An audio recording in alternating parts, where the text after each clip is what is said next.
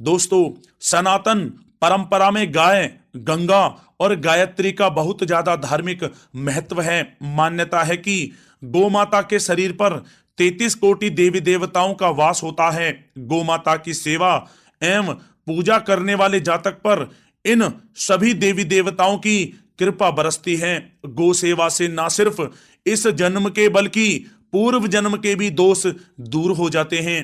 प्रत्येक सुबह जब आपके घर में भोजन बनना प्रारंभ हो तो सबसे पहले बनाई गई रोटी को आप गोमाता के नाम से निकाल दें और भोजन करने से पूर्व गोमाता को इस रोटी को खिलाएं। यदि संभव हो तो काली गाय को खिलाएं।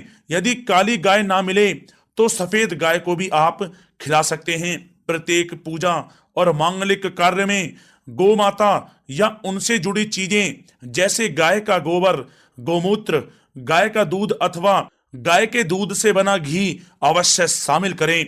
इससे आपको पुण्य फलों की प्राप्ति होगी। सनातन परंपरा के अनुसार जिस घर में गाय होती है उस घर से जुड़े सभी वास्तु दोष स्वतः ही समाप्त हो जाते हैं। किसी भी पूजा में गाय से प्राप्त पंचंगव्य युक्त पदार्थ का उपयोग अवश्य शामिल करें, क्योंकि पंचंगव्य के बिना कोई भी पूजा पाठ और हवन सफल नहीं होता। या दोस्तों, गो कृपा पाने के लिए प्रतिदिन, सप्ताह अथवा महीने में परिवार समेत एक बार गौशाला जाने का नियम जरूर बनाएं और वहां गायों को हरा चारा जरूर खिलाएं। इससे आपको शुभ फलों की प्राप्ति होगी और साथ ही साथ गौ सेवा और गौ पूजा से 9 ग्रह शांत हो जाते हैं और इनसे जुड़े दोषों का निदान हो जाता है। गर्मियों में गौ माता को पानी पिलाएं और सर्दी में गौ माता को गुड़ अवश्य खिलाएं। ध्यान रखें कि गर्मियों में गाय को गुड़ ना खिलाएं। अनेक देवी देवताओं को अपने शरीर पर धारण करने वाली गौ माता से जुड़े कई शुभ और अशुभ संकेत भी होते हैं। मसलन, गाय का दूध दुहाते समय यदि गाय ठोकर मार दे और सारा दूध बिखर जाए तो अपशगुन होता है। यदि कोई यात्रा पर निकल रहा हो और गाय अपने बछड़े को दूध पिलाती सामने आ जाए तो निश्चित रूप से जिस यात्रा के लिए आप निकले हैं वह यात्रा आपके लिए अवश्य ही सफल होगी और वह काम जिसके लिए आप निकले हैं वह अवश्य ही पूर्ण होगा। यात्रा पर जाते समय बाईं ओर गाय की आवाज आना और रात्रि में गाय की हुंकार करना भी शुभ होता है। दोस्तों, साथ ही साथ गाय के साथ आप भूलकर भी ये काम ना करें, अन्यथा मिलता है घोर नरक और जीवन भर की परेशानियां। जय दोस्तों, गाय को राष्ट्रीय पशु बनाए जाने और इन्हें मौलिक अधिकार दिए जाने की बात हो रही है तो सवाल उठता है कि गाय जब भारतीय संस्कृति का अहम हिस्सा है तब भी गाय के साथ लोग खराब व्यवहार कैसे कर लेते हैं। गाय दर दर भटकती रहती है, भरपेट इन्हें चारा तक लोग नहीं देते। गाय जब तक दूध देती रहती है तो उनकी सेवा होती है और जैसे ही दूध देना बंद कर देती है तो लोग इन्हें उनकी किस्मत पर छोड़ देते हैं, सड़कों पर और गलियों में भटकने के लिए। ऐसे में गोवंशी जीवों को कोई डंडे से मारता है तो कोई उन पर पानी डाल देता है। कभी वाहनों से इन्हें ठोकर लग जाती है तो कभी बीमार होकर बेचारी ये गाय दम तोड़ देती हैं। ऐसे में जरूरत है इन बातों को जानने की कि गाय को लेकर शास्त्रों में क्या कहा गया है, गाय के साथ आपको कैसा व्यवहार करना चाहिए। या दोस्तों, गाय को कभी भी मारना पीटना नहीं चाहिए। शास्त्रों में गाय को माता का दर्जा दिया गया है। गाय को मारने पीटने वाला माता को मारने पीटने वाले के समान पाप का भागी माना जाता है। ऐसे घरों को नरक लोक में वर्षों तक कष्ट भोगना पड़ता है।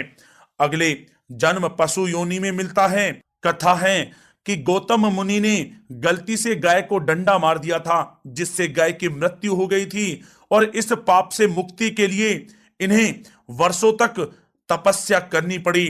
भगवान श्री कृष्ण जी ने बैल स्वरूप में आए वृत्तासुर का वध कर दिया था, जिससे मुक्ति के लिए भगवान श्री कृष्ण को संपूर्ण तीर्थों को एक कुंड में बुलाना पड़ा और इस कुंड में स्नान से वह पाप मुक्त हो गए थे। या दोस्तों, साथ ही साथ जो लोग पानी पी रही गाय को भगाते हैं वे घोर पापी के भागी बनकर नरक भोगते हैं, ऐसा पुराणों में बताया गया है। जबकि जो लोग गाय के लिए प्याऊ और चारा घरा बनवाते हैं वह महाभाग्यवान होते हैं। ऐसे लोग घोर पाप से मुक्त होकर स्वर्ग पा जाते हैं और बड़े ही धनवान कुल में जन्म लेकर सुख भोगते हैं। और साथ ही साथ आराम कर रही गाय को कष्ट देकर कभी भी उठाना नहीं चाहिए। कहते हैं कि जिस स्थान पर गाय बैठी है वहां से नकारात्मक ऊर्जा समाप्त हो जाती है।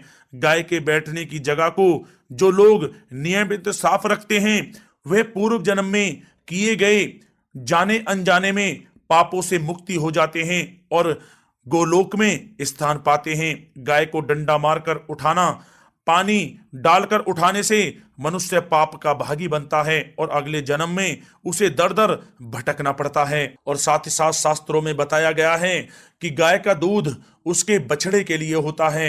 गाय के बछड़े से बचा हुआ दूध ही मनुष्य को लेना चाहिए, लेकिन कुछ लोग एक बार गाय को दूह लेने के बाद फिर से बछड़े के लिए बचा हुआ दूध भी दूह लेते हैं। ऐसा करना घोर पाप कहा जाता है। ऐसे दूध को दुहाने वाला और ग्रहण करने वाला दोनों ही पाप के भागी बन जाते हैं। दोस्तों, साथ ही साथ शास्त्रों में कहा गया है कि गोवंश यानी गाय और बैल के पीठ पर नहीं बैठना चाहिए। इनके पीठ पर बैठने से महापाप लगता है। ऐसे लोगों को नरक की यातना भोगनी पड़ती है। एकमात्र महादेव के अंश के उत्पन्न नंदी ही गोवंशी हैं, जिस पर स्वयं महादेव और महादेवी सवारी करती हैं, क्योंकि नंदी ने स्वयं अपनी इच्छा से महादेव की सवारी बनना स्वीकार किया था। और साथ ही साथ शास्त्रों में गाय के दान को बहुत ही महत्व दिया गया है, लेकिन ऐसी गाय का दान कभी नहीं करना चाहिए जो बूढ़ी और बीमार हो। कठोपनिषद में नचिकेता की कथा भी इस संदर्भ में है कि जिस नचिकेता ने पिता द्वारा बूढ़ी गाय को दान करने पर आपत्ति जताई थी, दूध देने वाली और बछड़े सहित जो लोग गाय का दान करते हैं वह महान पुण्य को प्राप्त करके स्वर्ग में स्थान पाते हैं। दोस्तों, साथ ही साथ सूर्य, चंद्र, मंगल या शुक्र की युति राहु से हो तो पितृ दोष होता है।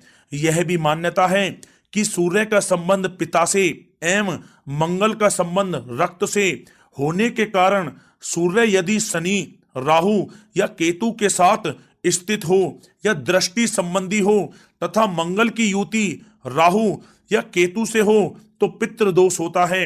इस दोष से जीवन संघर्ष में बन जाता है। यदि पितृ दोष हो तो गाय को प्रतिदिन या किसी भी एकादशी को या किसी पूर्णिमा के दिन या अमावस्या को रोटी, गुड़, चारा आदि खिलाने से पितृ दोष समाप्त हो जाता है। साथ ही साथ देसी गाय की पीठ पर जो ककुद कुबड़ होता है वह बृहस्पति गुरु हैं। अतः जन्म पत्री में यदि बृहस्पति अपनी नीच राशि मकर में हो या अशुभ स्थिति में हो तो देसी गाय के इस बृहस्पति भाग एवं शिवलिंग रूपी कुबड़ के दर्शन करने चाहिए। गुड़ तथा चने की दाल रखकर गाय को रोटी भी दें, इससे आपको शुभ फलों की प्राप्ति होगी। और साथ ही साथ यदि आप रास्ते में जा रहे हों और सामने से गौ माता आती हुई दिखाई दें तो गौ माता को आप अपनी दाहिनी ओर से जाने देना चाहिए। आपकी यात्रा अवश्य ही सफल होगी। और साथ ही साथ यह संकेत भी जान लें, यदि आप यात्रा पर जा रहे हैं और सामने आपके गाय पड़ जाए अथवा अपने बछड़े को दूध पिलाती हुई सामने गाय दिखाई दे जाए तो समझ जाना कि वह यात्रा आपके लिए अवश्य ही सफल होगी। और साथ ही साथ जिस घर में गाय होती है उसमें वास्तु दोष स्वतः ही समाप्त हो जाता है। और साथ ही साथ आपको बता दें कि गाय को आप जो भी रोटी बनाएं प्रतिदिन ताजी रोटी ही बनाएं। गाय को अगर आपने रोटी बनाई है तो कोशिश करें कि उस रोटी को आप तुरंत ही गाय को दे दें। अगर आप उस रोटी को रख देंगे और उस रोटी को अगले दिन देंगे तो वह रोटी बासी मानी जाएगी। गाय को कभी भी बासी रोटी ना दें, इससे घर में नकारात्मक ऊर्जा वास करती है और जो भी कार्य आपके बनने वाले होंगे वह कार्य भी आपके बिल्कुल भी नहीं बनेंगे। इससे आपके घर में हमेशा दरिद्रता का वास रहेगा और आप जिस भी कार्य को करेंगे उस कार्य में आपको हमेशा असफलता ही हाथ लगेगी। इसलिए कोशिश करें गाय को रोजाना ताजी रोटी बनाकर खिलाएं और रोटी को बिल्कुल ना रखें, बासी रोटी गाय को ना दें। और साथ ही साथ सड़ी गली चीजें गाय को नहीं खिलानी चाहिए कि घर में कोई फल है, कोई सब्जी है, सड़ जाए तो लोग क्या करते हैं, गाय को खिला देते हैं। नहीं, ऐसा नहीं करना चाहिए। ऐसा करने से यदि आप गाय को खिलाते हैं तो और आप पाप के भागी बन जाते हैं। आप बिल्कुल भी सड़ी गली चीजें गाय को ना खिलाएं। और साथ ही साथ आप आटे की 11 लोइयां बनाकर उनके ऊपर हल्दी लगाएं। इसके बाद आप उन 11 लोइयों को एक एक करके गाय को खिलाएं। प्रत्येक लोई को खिलाते समय गाय के सींगों पर आप हाथ फेरें, पीठ पर हाथ फेरें, मस्तक पर हाथ फेरें, माता गाय के आप चरणों के स्पर्श करें। जहां दोस्तों ऐसा करने से आपके समस्त कार्य बनने लगेंगे। जो दुख का समय चल रहा है वह भी समाप्त होगा। आपके जीवन में खुशियां खुशियां होंगी। और एक बार आप 7 बार गाय की परिक्रमा भी कर लें तो आपके समस्त कार्य पूर्ण होंगे। और साथ ही साथ आप गाय को जब भी रोटी दें, रोटी पर या तो आप थोड़ी हल्दी लगा लें या थोड़ा गुड़ रख लें। अगर गुड़ ना हो तो आप थोड़ा मिश्री रख सकते हैं, थोड़ा घी रख सकते हैं। जहां दोस्तों गाय को कभी भी सूखी रोटी ना खिलाएं। सूखी का मतलब गाय की जो रोटी रखें खिलाएं उस पर कुछ ना कुछ रख कर खिलाएं। हल्दी रख लें, गुड़ रख लें, मिश्री, घी या जो भी रख लें, मतलब खाली रोटी नहीं खिलानी है। ध्यान इस बात का रखें, जब ही आपको शुभ फलों की प्राप्ति होगी। जी हाँ दोस्तों, ये थे गाय से जुड़े कुछ महत्वपूर्ण उपाय, कुछ बातें जिन्हें आपको ध्यान में जरूर रखना चाहिए। या दोस्तों वीडियो अच्छी लगी हो तो वीडियो को लाइक करें, ज्यादा से ज्यादा अपने दोस्तों में शेयर करें, चैनल पर नए तो सब्सक्राइब करें। जय गौ माता।